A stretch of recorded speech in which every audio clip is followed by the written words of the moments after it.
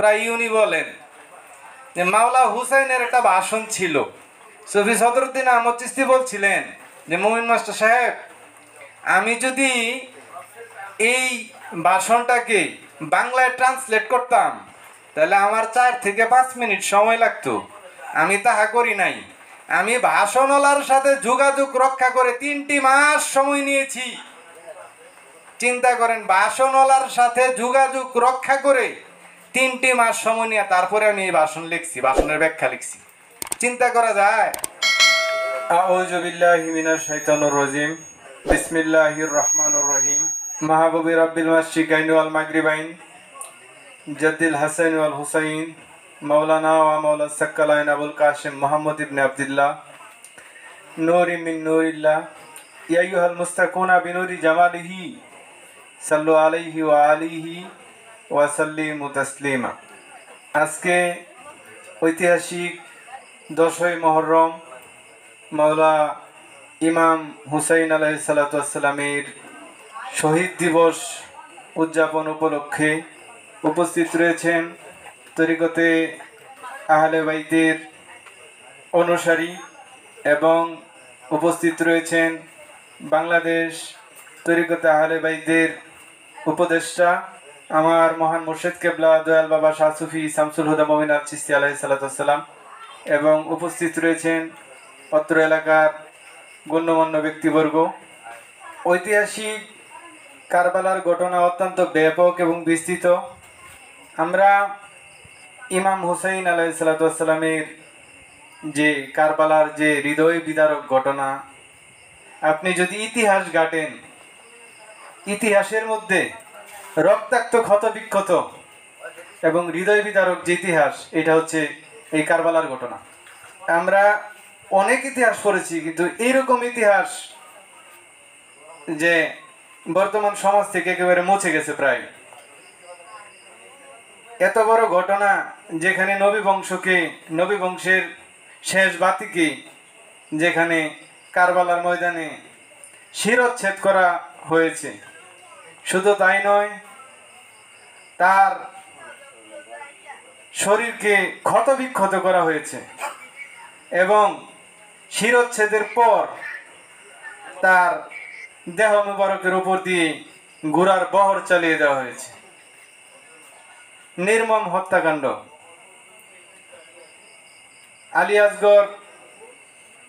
ইমাম আলী আসগর দুধের শিশু, তাকে তীর মেরে হত্যা করা হয়েছে।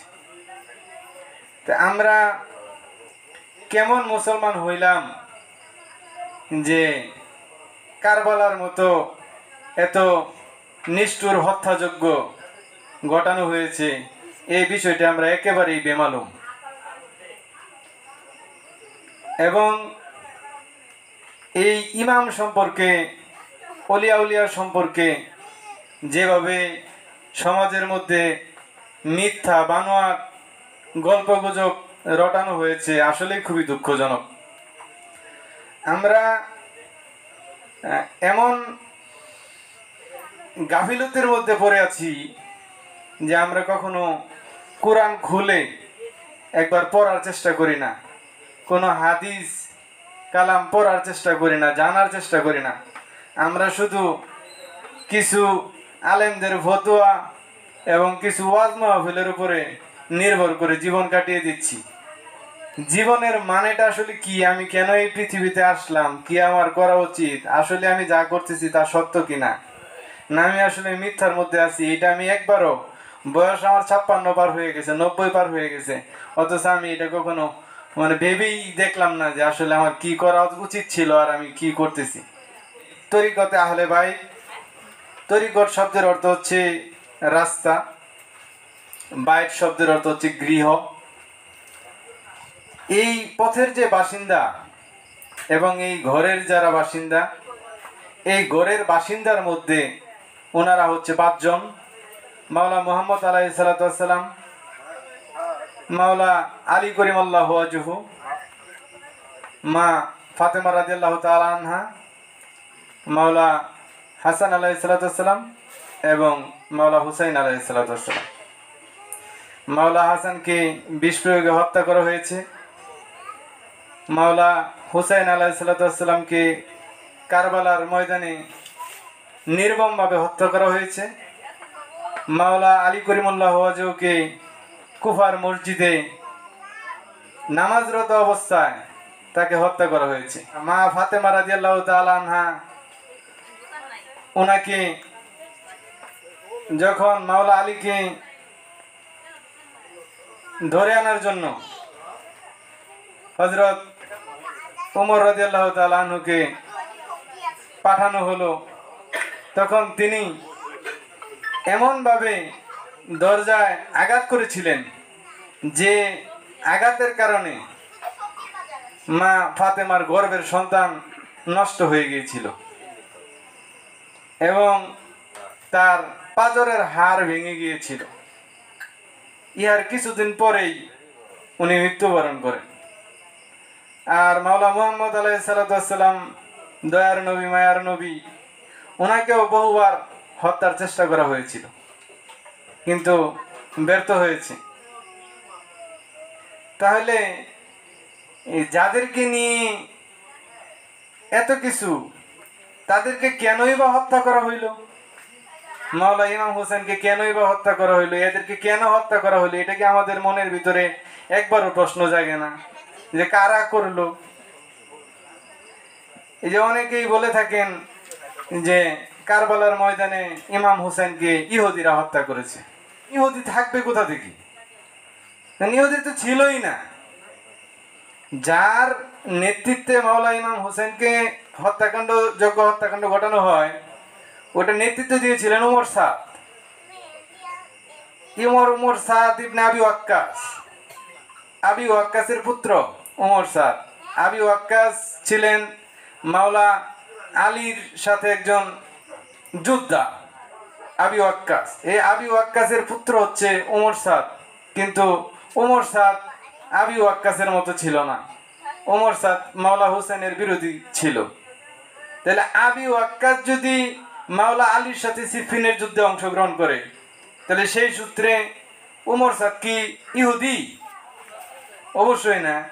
তার বাবা যেহেতু মাওলা আলীর সাথে সিফিনের যুদ্ধে অংশগ্রহণ করে, তাহলে উনার ছেলে কি ইহুদি হইতে পারে? এই উমর সাদ উনি একজন বড় মাপের আলেম ছিলেন এবং তাহারা যে যুদ্ধে অংশগ্রহণ করেছিলেন, তাদের দলের মধ্যে পতাকার মধ্যে লা ইলাহা ইল্লাল্লাহু মুহাম্মাদুর রাসূলুল্লাহ লেখা ছিল। তাহলে তারা কোন ধরনের মুসলমান ছিল? তারা মাওলা হোসেনকে কেন হত্যা করেছিল? যার সাথে মাওলা হাসানের কয়েকবার যুদ্ধের ঘটনা ঘটে যাবে এরকম অবস্থা হয়ে গেছিল। এই মুয়াবিয়া কিন্তু হাশেমি গোত্রের একজন। মাওলা মুহাম্মদ যে গোত্রে গ্রহণ করেছিলেন, এই মুয়াবিয়া কিন্তু হাশেমি গোত্রের আরেকটা শাখা। তাহলে মুয়াবিয়াও তো মুসলমান ছিল। মুয়াবিয়ার পুত্র ইয়াজিদ, সেও তো মুসলমান ছিল। কিন্তু ঘটনাটা আসলে কোথায় ছিল? কেন এই হত্যাযোগ্য ঘটনা করা হইল? মুয়াবিয়ার সাথে মাওলা হাসানের চুক্তি হয়েছিল যে এবারের গভর্নর তুমি, কিন্তু পরবর্তীতে যখন গভর্নর নিযুক্ত করা হবে তখন নির্বাচনের মাধ্যমে গভর্নর নিযুক্ত করা হবে। এটা মাওলা হাসানের সাথে চুক্তি হয়েছিল। কিন্তু মুয়াবিয়া এই চুক্তি ভঙ্গন করে, সেই চুক্তি রাখে নাই। সে তার ছেলে ইয়াজিদকে দায়িত্বভার বুঝিয়ে দেয় এবং ইয়াজিদ, মুয়াবিয়া কিন্তু খুব সুকৌশলী ছিল এবং বুদ্ধিবিদ্যায় খুব প্রখর ছিল। কিভাবে রাষ্ট্র পরিচালনা করলে ইমাম হোসেন ছিল এবং ইমাম হাসান ছিল, মাওলা আলী ছিল তার শত্রু, তার পথের কাঁটা। কারণ তার যে পাওয়ার, এবং যেমন মানে আমাদের যে গভর্নর বা আমাদের প্রধানমন্ত্রী যাই বলেন, যে এরকম একটা অবস্থা। মুয়াবিয়ার মৃত্যুর পূর্বে ইয়াজিদকে শিখিয়ে গিয়েছিল কিভাবে হুসেনকে বধ করা যাবে। এই বুদ্ধি মুয়াবিয়া তাকে দিয়ে গেছিল।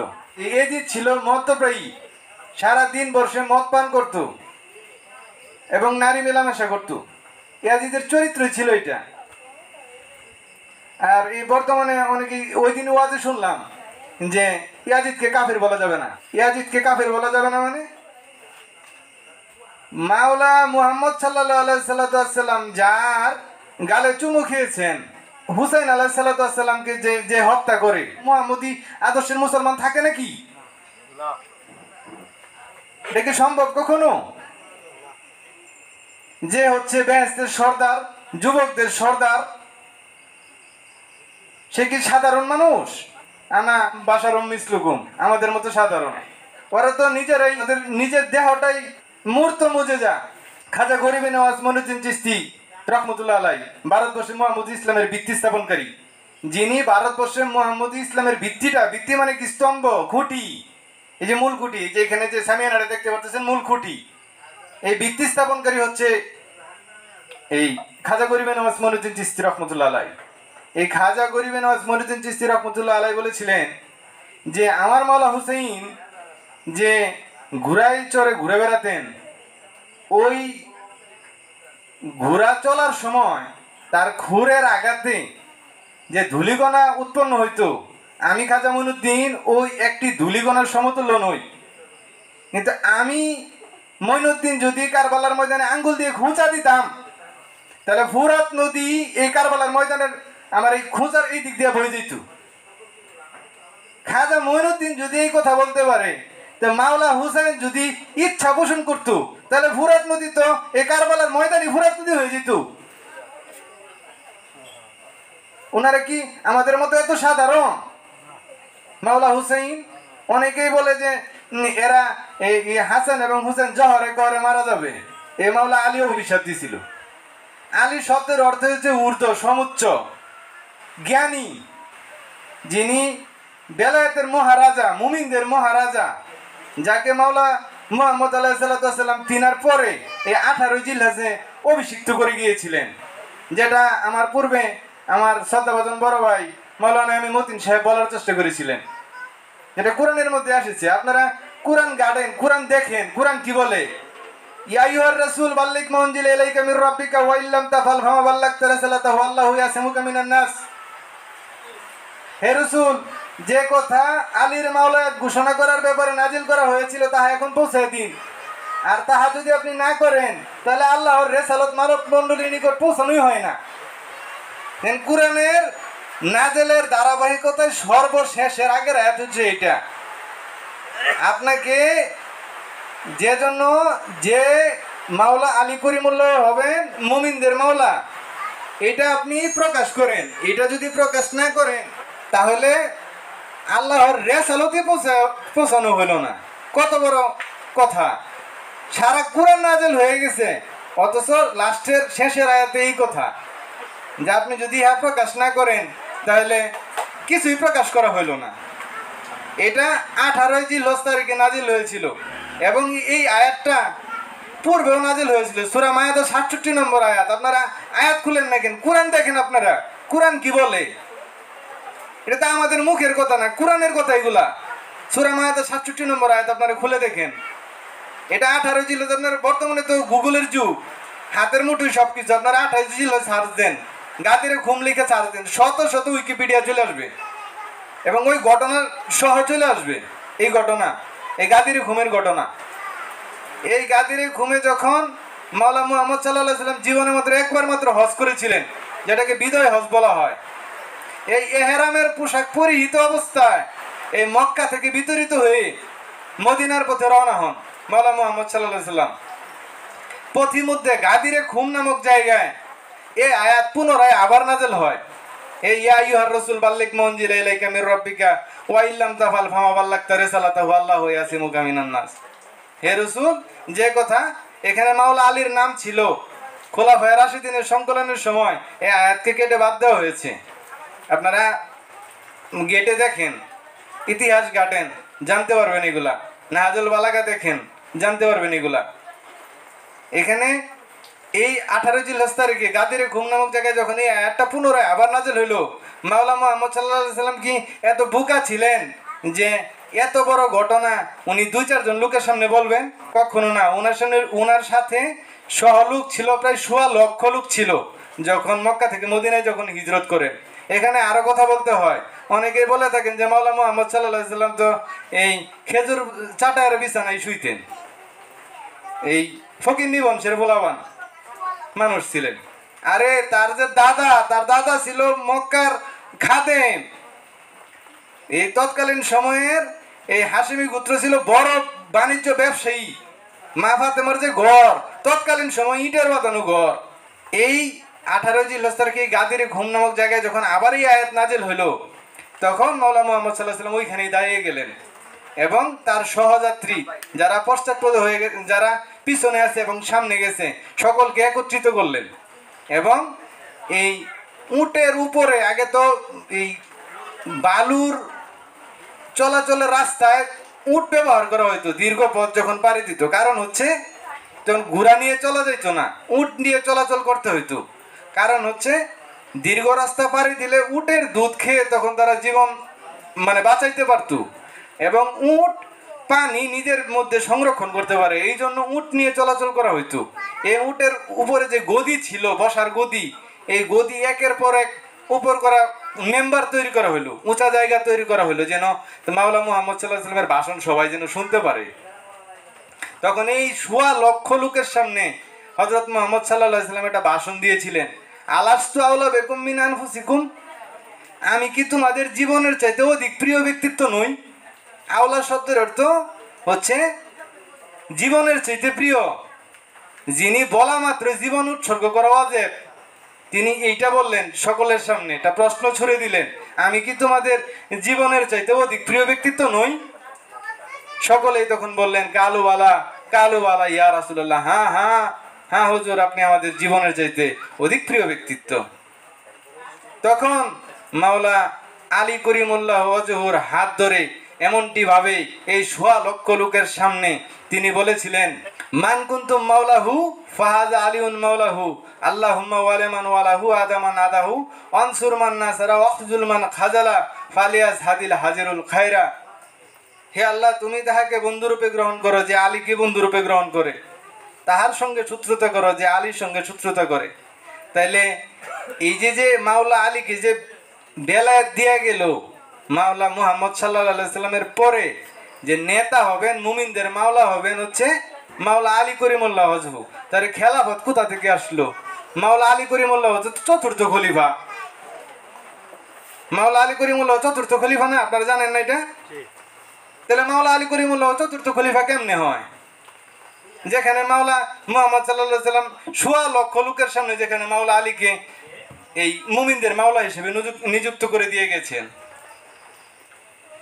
এনে কথা খেয়াল করেন কিভাবে এনে প্রশ্ন রেখে গেলাম, যেখানে মাওলা আলীকে মাওলায়াত দিয়ে গেলেন সেখানে মাওলা আলী করিমুল্লাহ চতুর্থ খলিফা কেমনে হয়? এবার আসেন কোরআনে যাই। কোরআনে কি বলে? সূরা নেসার 59 নম্বর আয়াত খুলেন। ইয়া আইয়ুহাল্লাযিনা আমানু আতিউল্লাহ ওয়া আতিউর রাসূল ওয়া উলিল আমরি মিনকুম ফাইন তানাযাতুম ফি শাইইন ফারাদ্দুহু ইলাল্লাহি ওয়া রাসূলিহি ইন কুনতুম তুমিনুনা বিল্লাহি ওয়াল ইয়াউমিল আখিরি যালিকা খায়রু ওয়া আহসানু তাবিলা।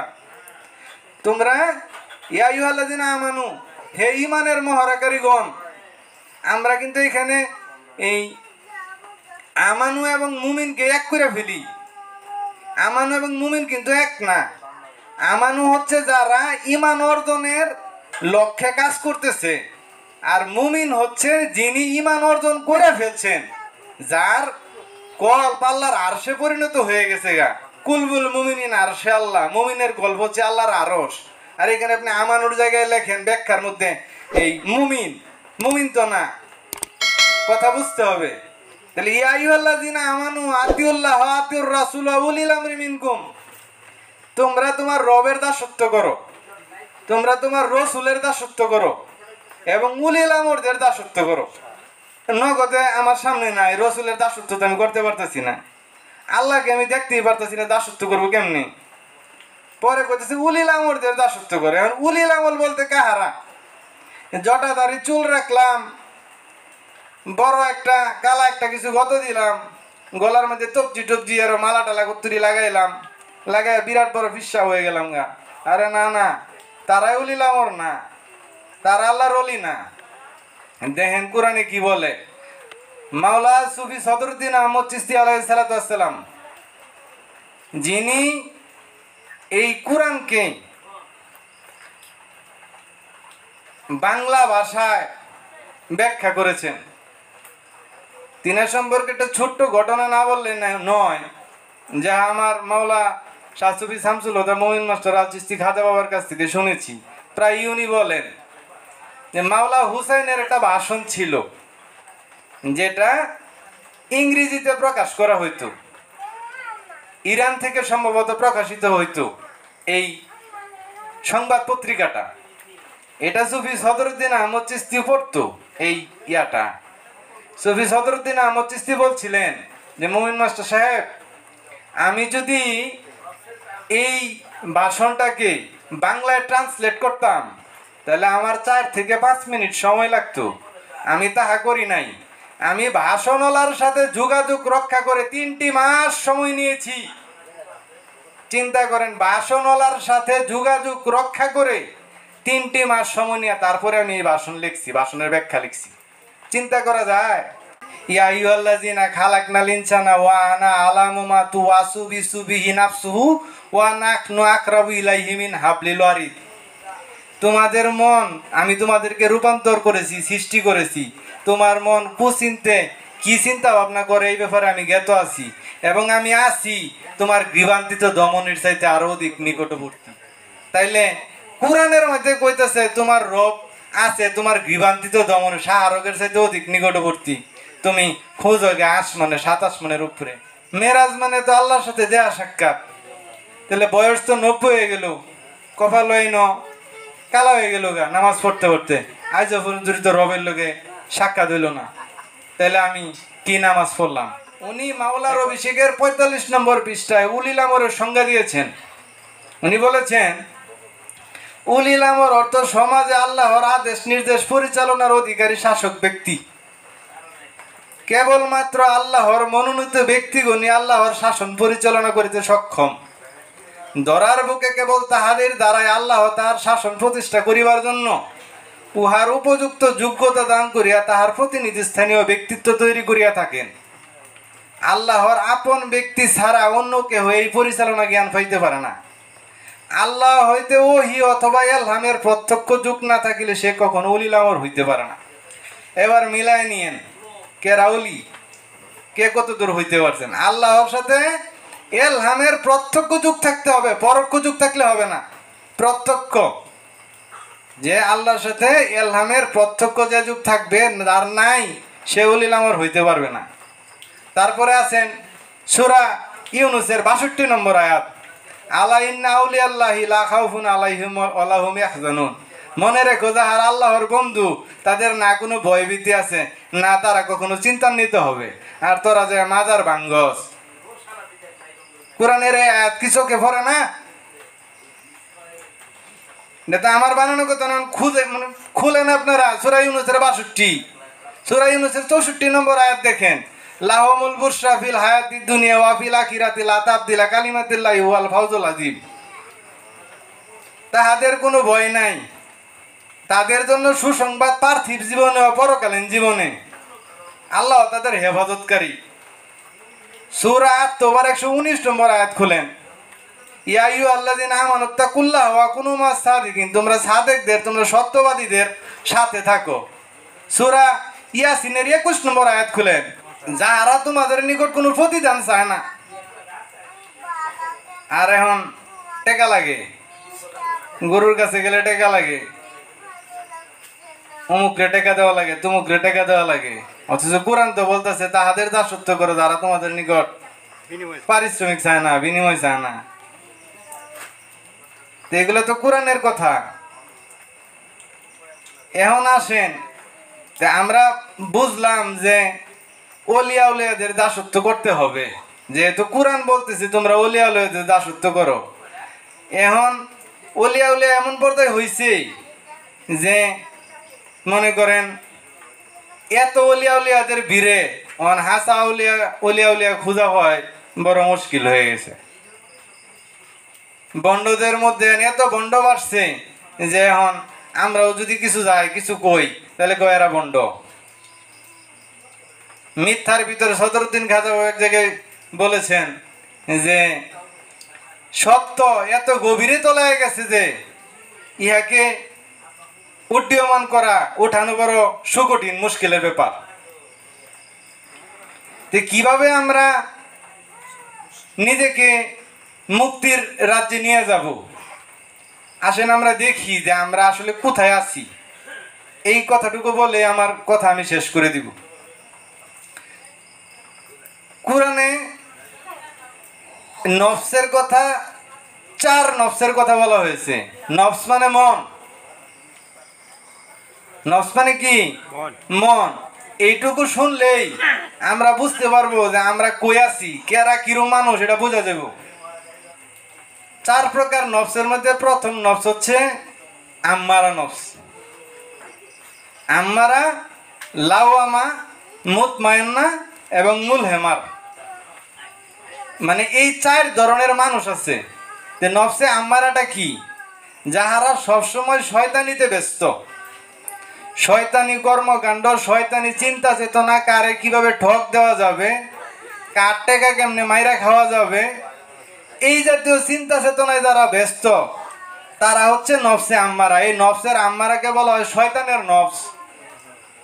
শয়তান আপনি কোথায় পাবেন? শয়তান তো আপনার নিজের ভিতরে। তারপরে হচ্ছে নফসে লাওয়ামা। যে নফস অতদিন আম্মারাতে ছিল ওই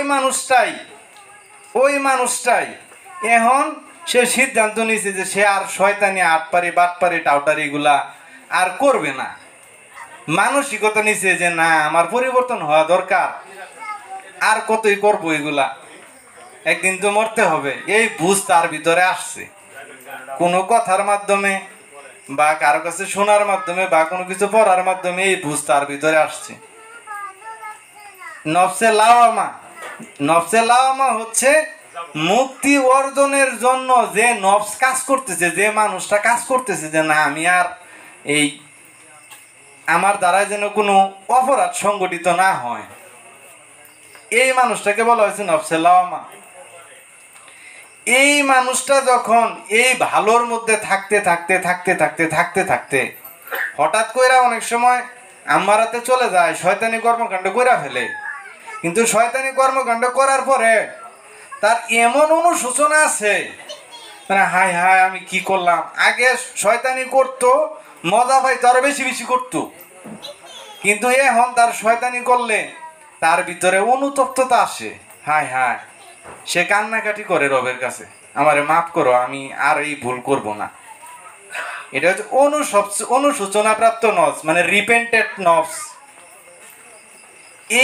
এই নফসের অধিকারী যারা, এই নফসের মধ্যে থাকতে থাকতে এই লাওয়ামা নফসটা একটা সময় মুতমাইন্না পর্যায়ে উন্নীত হয়। মুতমাইন্না নফস হলো প্রশান্ত নফস।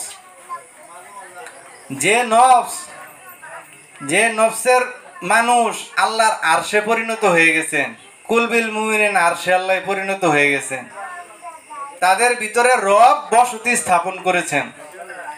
এখন ময়লা আবর্জনার মধ্যে কি রব বসতি নিবে? টাউটারি বাটপারি যারা করি আমরা, এর ভিতরে কি আল্লাহ বসতি হবে? কখনোই না। যারা পরিশুদ্ধ, শান্ত, স্নিগ্ধ, সত্যের পথিক, যাদের মুখ দিয়ে কখনো বাজে আলোচনা বের হয় না, যাদের ভিতরে কখনো বাজে বিষয় কাজ করে না, তারা হচ্ছে মুতমাইন্না পর্যায়ের নফস। কথা বুঝতে পারছেন আমার? এই কারণে আমরা যদি নিজের যাচাই করি, নিজের দিকে যদি দৃষ্টি দেই যে আমার সারাদিন আমি করি কি, আমি কি নফসে আম্মারার কর্মকাণ্ড করি না নফসে লাওয়ামা কর্মকাণ্ড করি, তাহলে কিন্তু আমার নিজের দিকে একটু দৃষ্টি দিলেই আমরা বুঝতে পারবো যে আমি কি আসলে শয়তান নাকি আমি বালা মানুষ। তো আমার কথা আমি আর দীর্ঘায়িত করব না। মানুষের মধ্যে 7টা ইন্দ্রিয় দেওয়া হয়েছে। কয়টা? 7টা। চক্ষু, কর্ণ, নাসিকা, ত্বক, জিহ্বা, কথা এবং মন। এখন আপনি সালাতে দাঁড়াইলেন, নামাজে 5 ওয়াক্ত নামাজ আমরা যেটা পড়ি আর কি, আপনি নামাজে দাঁড়াইলেন, আপনি দেখেন আপনি কি পড়তেছেন আপনি নিজেই জানেন না। আপনি কি পড়তেছেন আপনি নিজেই জানেন না। আপনি জায়নামাজে দাঁড়াইলেন, জায়নামাজের দোয়াটা কি? ইন্নী ওয়াজ্জাহতু ওয়াজহিয়া লিল্লাযী ফাতারাস সামাওয়াতি ওয়াল আরদা হানিফা ওয়া মা আনা মিনাল মুশরিকিন।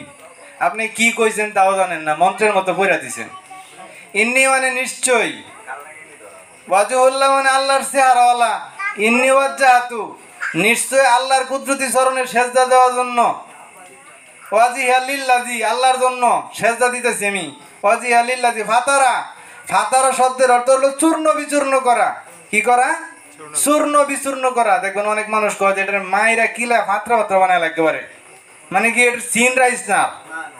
এই যে ফাতারা, ফাতারা সামা শব্দের অর্থ হলো আকাশ, ফাতারা সামাওয়াতি ওয়াল আর্থ, ও আর্থ হলো জমিন।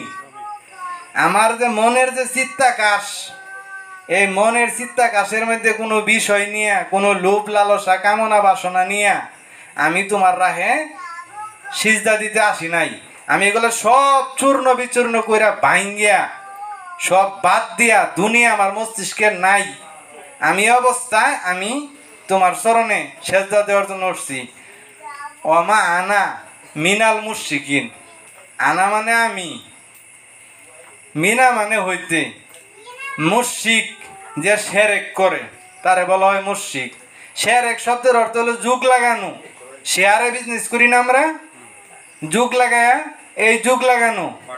আমি পয়রা দাঁড়াইলাম কি যে আমি মুশরিকদের অন্তর্ভুক্ত নই। দয়া করে আমার এই সময়ের ভিতরে যেন আমি যেন মুশরিক না হই। আমি সূরা ফাতিহা কোনো রকম পড়লাম, এর ভিতরে আমার ব্যবসার কথা মনে হয়ে গেছে। গরু একটা লাইরা তুইছি, এটা নিয়ে আরেকজনে খেত খেলছে, সেই কথা মনে হয়ে গেছে। আরেকজনের কাছে সুদের টেয়া পায় আজকে দেওয়ার কথা। তাহলে কি আমার মন কি দুনিয়ায় গমন করছে না? তো দুনিয়া গমন করার সাথে সাথেই তো আমার রব বাদ গেল এখানে। আমি তো কথা দিছিলাম, এই কথা তো এখানে ছুটে গেল। এখন তো আর রব নাই, এখন দুনিয়া এসে পড়ছে। তাহলে দুনিয়া তো তুমি তো বলছিলা যে আমি ফাতারা করে আইছি, খালি করে আইছি, তা খালি তো এখানে হইল না, তাই না? ঘটনাটা তাই না? তো এখন দেখেন যে সূরা মারেজের 23 নম্বর আয়াতে আসেন, আল্লাযিনা আলা সালাতিহিম দাইমুন। দাইমুনের কথা শুনছেন কোন সময়? দাইমুন সালাতের কথা। এই যে সালাতুদ দাইমুনে আসেন, সালাতুদ দাইমুন কি? সালাতুদ দাইমুন হচ্ছে সার্বক্ষণিক সালাত, সার্বক্ষণিক নামাজ। আমার মন কোথায় দিয়ে চলছে? আমি যে 7টা ইন্দ্রিয়র কথা বলছিলাম, মনে করেন আমার দোকানের কথা মনে হয়ে গেল। তাইলে দোকানের মধ্যে আমি ব্যবসা বাণিজ্য করি, টাকা পয়সা পাই, আমার লোভ লালসা কাজ করে না? তো এই বিষয় বা একটা সুন্দরী রমণীর কথাই মনে হয়ে গেল আমার। 18 বছরের সুরসী সুন্দরী যুবতীর কথা মনে হয়ে গেল আমার। রাস্তা দিয়ে গেছে, আমি দেখছিলাম। তো দেখছি কি দিয়া? চোখ দিয়া না? তাহলে চোখ দিয়া বিষয় আমার মস্তিষ্কে ঢুকলো। নামাজে যখন দাঁড়াইলাম, আমার মস্তিষ্কে ওই যে ওই সিন, ওই আয়াহেরা হাজির আমার মাথার মধ্যে। তাহলে বিষয় কোন দিক দিয়া ঢুকে? চোখ দিয়া ঢুকে না? এই চোখ দিয়া বিষয় মস্তিষ্কে ঢুকে ট্যাপ হয়ে আছে, রেকর্ড হয়ে আছে। এই বিষয়কে যে ভাঙার যে প্রক্রিয়া, আমার মন কেন যায়, কেন আমার মন দুনিয়ায় যায়, এই দুনিয়ার যাওয়াটাকে দেখতে হবে। আর এই দেখার যে প্রক্রিয়া, এটা একজন কামেল মুর্শিদ, একজন উলিয়া, একজন উলিল আমর, তাদের কাছ থেকে এই প্রেসক্রিপশন নিতে হয়। সূরা শব্দের অর্থ হচ্ছে ব্যবস্থাপত্র। অনেক সময় আমরা ডাক্তারের কাছে যাই, কই যে স্যার আমার তো এই অবস্থা, দয়ার একটা সূরা দিন, আমি তো আর বাঁচি না। সূরা শব্দের অর্থ কি? ব্যবস্থাপত্র, রোগের ব্যবস্থাপত্র। যেমন সূরা, কোরআনের সবচেয়ে বড় সূরা হলো সূরা বাকারা। তো সূরা শব্দের অর্থ যদি ব্যবস্থাপত্র হয়, বাকারা শব্দের অর্থ হলো গাভী, তাহলে কার ব্যবস্থাপত্র হয়? গাভীর ব্যবস্থাপত্র। যেমন সূরা ফিল, ফিল শব্দের অর্থ হলো আপনার হাতি, তাহলে কার ব্যবস্থাপত্র? হাতির ব্যবস্থাপত্র। এই যে এখানে কোরআনের রূপক ব্যবহার করা হয়েছে, এটা বুঝতে হবে। এটা সুফি সদরুদ্দিন আহমদ চিশতি আলাইহিস সালাম পুঙ্খানুপুঙ্খভাবে আপনারা যদি পড়েন, তাহলে আপনারা জানতে পারবেন। কোরআনের কিছু আয়াত আছে মুহকামাত, কিছু আয়াত আছে মুতাশাবিহা, কিছু আছে নির্দেশমূলক, কিছু আছে রূপক। যেমন ব্যাঙ্গের সর্দি, কয়লা ধুইলে ময়লা যায় না। কিছু প্রবাদ বাক্য আছে না, যা বলছে তাহা নয়, এটাকে বলা হয় রূপক। আঙ্গুল ফুলে কলা গাছ, হঠাৎ বড়লু। এই কোরআনটাকে রূপক ভাবে বলা হয়েছে, এই কারণে রূপক বুঝতে হবে। এই রূপক বুঝতে গেলে একজন উলিল আমরের দাসত্ব করা জরুরি। সালাতুদ দাইমুন নিয়ে বলতেছিলাম, আমার মন কেন দুনিয়ায় গমন করে, আমার এই গমন করার পিছনে কোনো লোভ আছে কিনা, কোনো লালস আছে কিনা, কোনো আকর্ষণ আছে কিনা, ওই বিষয়ের সাথে কোনো মিথ্যা জড়িত আছে কিনা, কোনো বদমাইশি জড়িত আছে কিনা, কোনো কিছু চরিতার্থ করার লক্ষ্যে সে খারাপ কোনো কর্মকাণ্ডে যাইতেছে কিনা, মনের প্রতি লক্ষ্য রাখা। কুল আউযু বিরাব্বিন নাস মিন শাররিল ওয়াসওয়াসিল খান্নাস, মিন শাররিল ওয়াসওয়াসিল খান্নাস। ওয়াসওয়াসা দিতেছে। খান্নাস শব্দের অর্থ হলো গোপনে কুমন্ত্রণা দানকারী শয়তান। আমরা তো শয়তান হজ করবার যায় যে হেন মদিনায় ওখানে যা পাথর নিক্ষেপ করি। আরে না না, ওইখানে পাথর নিক্ষেপ করলে তো শয়তান মরতো না ভাই। কোরআনে তো কইতেছে যে ওয়াসওয়াসা দিতেছে তোমার গোপন শয়তান, সাদেক রে এটা কর ওইটা কর, টাকা পয়সা সুদে কিছু লাগা, মাসে মাসে আইবো, ঠিক না? বাটপারি টাউটারি, এটা কে ওয়াসওয়াসা দেয়? মনের ভিতর থেকে আসে। দেখেন শয়তান কইতে আপনি এখনই দেখতে পারবেন শয়তান কই কইতেছে। হ্যাঁ বলে রন্ধে রন্ধে বিরাজ করে, রন্ধে রন্ধে বিরাজ করে। আজ যখন তো দেখলাম না, তো দেখা তো উচিত। যখনই আমার মনের ভিতরে যখন কুমন্ত্রণা দিচ্ছে, দূর হইতে কি আলাপ আলোচনা করতেছে লজাইগা, হ্যাঁ, তাহলে তার ভালো লাগতেছে না। যখনই আমার মস্তিষ্কে এই বিষয় আইসা পড়ছে, তখনই তারা ধরো। To identify things or best exactly accurately correctly and precisely, তারা আইডেন্টিফাই করো। হ্যাঁ দেহ, হ্যাঁ কি করাইতে চায়, কোথায় দিয়ে চলে। রাস্তা দিয়ে যাচ্ছি, একজনের গাছের পেয়ারা, আর এই পেয়ারাটা যদি খাইতে পারতাম, রাত করে যাবার সময় 11টার দিকে যাই, দোকান বন্ধ হইয়া যাবার সময় 2-4-5টা ফেরে লই যামগা। যখন এই বিষয় তোমার মস্তিষ্কে আসলো, তুমি তাৎক্ষণিকভাবে তুমি দাঁড়ায় যাও এখানে। কিপ ইউর সালাত standing or erect at the cost of your life, don't let it fall down. তুমি তোমার জীবনের বিনিময়ে হলেও সালাতকে তুমি এমনভাবে দাঁড় করো, তোমার জীবনের বিনিময়ে হলেও যেন সালাতের পতন না ঘটে। এই হচ্ছে সালাতুদ দাইমুন, যেটা মাওলা হুসাইন আলাইহিস সালাম তার জীবন দিয়ে প্রমাণ করে দিয়ে গেছেন। তিনি সালাত থেকে বিচ্যুত হন নাই। আমার মনের সাথে এমনভাবে জিহাদে রত হতে হবে যেন আমার মন আমাকে দিয়া কোনো ধরনের কুকর্ম কুবাসনা যেন সে যেন চরিতার্থ করতে না পারে। যখনই বিষয় আসবে, এটা কর, কেন করব, কি করব, কি জন্য করব, মন কোথায় দিয়ে চলতেছে, কোথায় যাচ্ছে, কি আশা পূরণ করার জন্য সে যাচ্ছে, সবসময় সার্বক্ষণিক এই মনের দিকে যে খেয়াল রাখবে, এই খেয়াল রাখতে রাখতে রাখতে রাখতে তার মস্তিষ্ক ধীরে ধীরে বিষয় শূন্য হতে থাকবে। যখন বিষয় শূন্য হবে, শূন্য মনে আল্লাহর বাস। Absorbing of the power of the great emptiness in the mind to stay in that permanent position. এই মনের যে মহাশূন্য খালি ভাব, এই মনের ভিতরে মস্তিষ্কের মধ্যে মহাশূন্য ভাব নিয়ে আসতে হবে। এই শূন্য মনে আল্লাহর বাস হবে। তখন মনের সাথে জিহাদ করতে হবে। জিহাদ কি বাহিরি করলে হবে? নিজের মনের সাথে জিহাদ করতে হবে। সে কবে তুই এটা কর, আমি করবো না, এটা করতাম না। সে কইব হায়ের দলে, আমি হচ্ছি নায়ের দলে। মাওলা হুসাইন আলাইহিস সালাম যদি সেই দিন ইয়াজিদের নিকট আত্মসমর্পণ করতেন, ইয়াজিদ কিন্তু বলছিল তুমি আমার হাতে বায়াত গ্রহণ করো, তোমার ধর্মকর্ম তুমি চালাও, কোনো অসুবিধা নাই। কিন্তু কথা হলো মাওলা হুসাইন আলাইহিস সালাম হলো এই ধর্মের আশ্রয় দাতা। সে কেন ইয়াজিদের নিকট, বন্ডের নিকট আত্মসমর্পণ করবে? তার তো আত্মসমর্পণ করার কথা হচ্ছে ইমাম হুসাইনের কাছে। এই কারবালার ময়দানে যদি তিনি এই শির না দিতেন, আমরা আজকে এই জগতে মুহাম্মদী ইসলামই পাইতাম না। এই শির দেওয়ার মাধ্যমে ইসলামকে জিন্দা রেখে গিয়েছেন, এবং কারা মুহাম্মদী আদর্শের মুসলমান এবং কারা এজিদি মুসলমান, এই সত্য এবং মিথ্যার পার্থক্য তিনি দেখিয়ে গিয়েছিলেন, যেটা আমার শ্রদ্ধাভাজন বড় ভাই মাওলানা মতিন সাহেব বলার চেষ্টা করেছিলেন। আপনি সুদও খাইবেন, ঘুষও খাইবেন, আবার নামাজও পড়বেন। আরে না না, অনেকেই বলে যে মরার পরে একটা এই পাল্লা দেওয়া হবে, এই পাশে সওয়াব, এই পাশে পাপ। যদি ওজন যদি পাপ কম হয়, সব যদি বেশি হয়, তাহলে ব্যস্ত। তাহলে তো বোঝা গেল যে মনে করেন সুদের 5,000 টাকা আজকে খাইলাম, সুবহানাল্লাহ একবার সুবহানাল্লাহ বলে আকাশ থেকে মাটির মধ্যে জমিনের যাত্রায় ভাগ জায়গা আছে, এনে সব বলে সবে পরিপূর্ণ হয়ে যায়। তাহলে মনে হয় বড় ধর একটা তবজি ছড়া লইয়া শুরু করে দেয়। হ্যাঁ, 2-4-100 বার পড়লেই তো মনে হয় পাল্লা ভাই বাড়ি হয়ে যাবো, কোনো অসুবিধা নেই। তাহলে বোঝা গেল যে না, সুদও খান যাইব, আবার তবজির মালা ফুরন যাইব। না না, ব্যাপারটা তা না। তোমাকে যে কোনো একটাতে আসতে হবে। 2 নৌকা পা দিলে মাঝখান দিয়া ভাইরে যাবো। হয়তো তুমি আল্লাহর দলে আসো, মিথ্যা একেবারে ত্যাগ করো, সত্যের মধ্যে আসো, তাহলে তোমার ভিতরে এলহাম জারি হয়ে যাবে। আমার মহান মুর্শিদ কেবলা দয়াল বাবা শাহ সুফি শামসুল হুদা মুমিন আল চিশতি আলাইহিস সালাতু ওয়াস সালাম একটা কথা বলেন প্রায়ই, যে সাদেক মিয়া,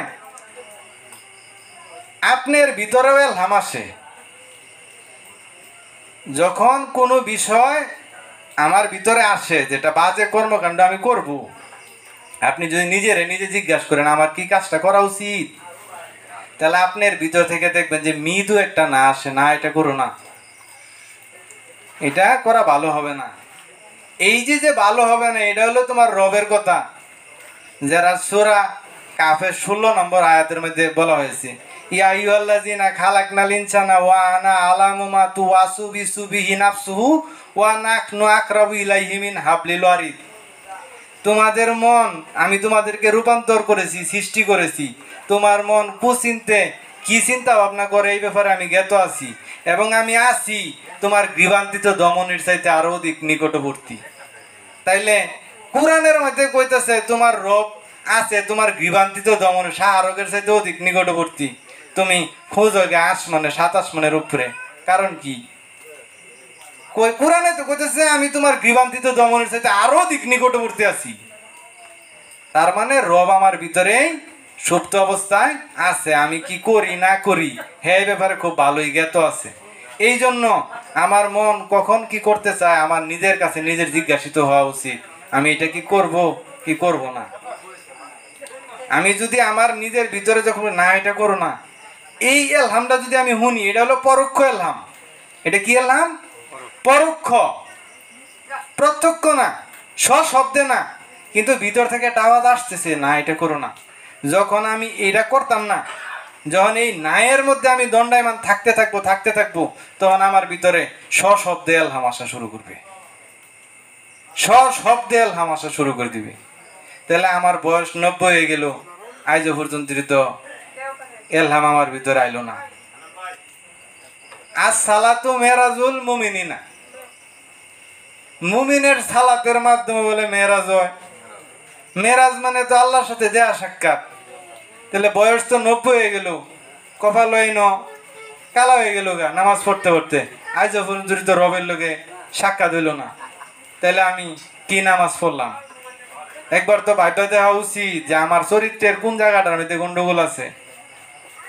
যতক্ষণ না পর্যন্ত আমার নিজের মনের নফসকে, এই নফস হচ্ছে নিজের ভিতরেই খান্নাস রূপী শয়তান, এই নফসকে যতদিন পর্যন্ত আমি আইডেন্টিফাই না করতে পারবো, ততদিন পর্যন্ত আমার মুক্তির কোনো সম্ভাবনা নাই। যাই হোক, অনেক কথা বলছি, আমার কথায় যদি কোনো ভুল ত্রুটি হয় দয়া করে ক্ষমা সুন্দর দৃষ্টিতে দেখবেন। আমরা যেন মাওলা ইমাম হুসাইনের মতো সত্যকে নিজের ভিতরে প্রতিষ্ঠা করার জন্য এমন ভাবে সালাতকে দাঁড় করি যেন আমার জীবন চলে যেতে পারে, আমি যেন মিথ্যার নিকট আশ্রয় গ্রহণ না করি। এই আশাবাদ ব্যক্ত করে আমি আমার কথা এখানে শেষ করছি।